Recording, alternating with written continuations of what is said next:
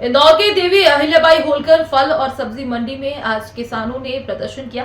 किसानों का कहना है कि चाइना से लहसुन आयात होने से उनके लहसुन के दाम कम हो गए। पहले जहां लहसुन 25 से 30 हजार रुपए में बिक रहा था, अब वही लहसुन 12 से 15 हजार रुपए में बिक रहा है। किसानों ने चौइथराम मंडी का मुख्य द्वार बंद करके चक्का जाम किया और प्रदर्शन किया।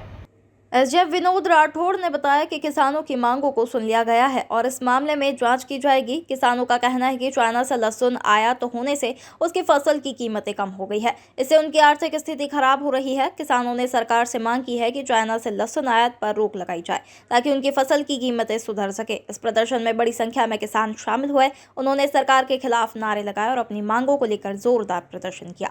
किसानों की मांगों को लेकर सरकार को जल्द से जल्द कार्रवाई करनी चाहिए ताकि किसानों की आर्थिक स्थिति सुधर सके।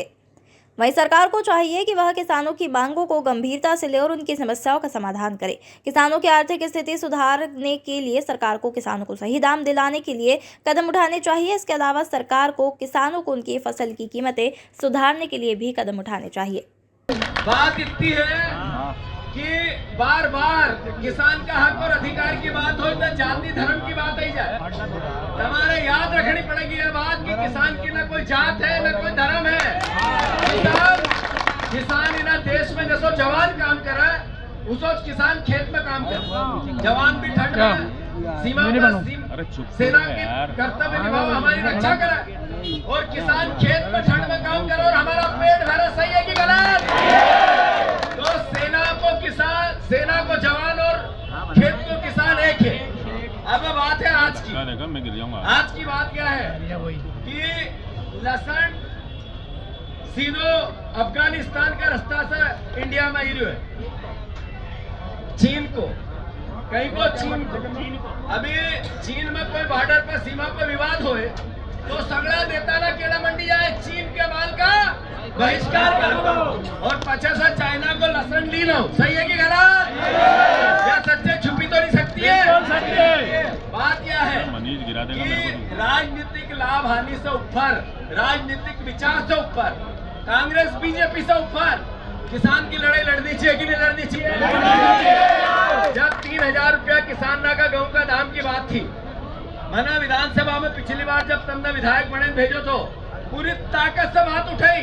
कांग्रेस और बीजेपी ने दो ही न मानी। आज नहीं दी रहा है तो फिर लड़ी रही है। 6000 की सोयाबीन, 4400 रुपया सोयाबीन की लागत है। 6000 बिकनी चाहिए कि नहीं बिकनी चाहिए? अगर यह बात करी रही है तो तुम्हारे साथ देना चाहिए कि नहीं देना चाहिए? तो मानो आप सबसे निवेदन है या पूरी भूमिका बताइए मैंने कि जब किसान की बात हो तो पक्ष मत रखा करो। जो मत देखा करो कि जीतू पटवारी किन्हीं जात को है किन्हीं पार्टी को। हमारे किसान की लड़ाई अगर नहीं लड़ूंगा तुम्हारी बात कहने कोई रहेगा नहीं। हमारा पछा भी खूब हमला हुई है। मैं क्यों हराया चुनाव इकाली हराया क्यों? किसान की बात करता हूँ। खेत का जवान किसान है और सीमा का जवान देश का सैनिक है। आप इसके साथ अन्याय मत करो। मध्य प्रदेश में देश में किसान कर्जदार होता जा रहा है। लगातार किसानों ने आत्महत्या का ग्राफ बढ़ गया।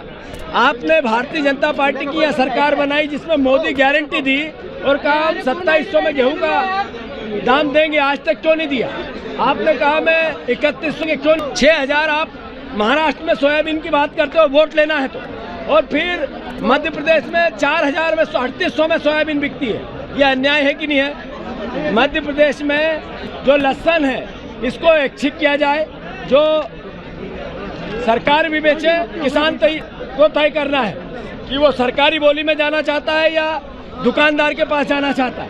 ये निर्णय क्योंकि महंगा माल है। तो मैं मोहन यादव जी से फिर से आग्रह करता हूँ आप इस पर संज्ञान लें और किसान के हित और अधिकार का ध्यान रखें।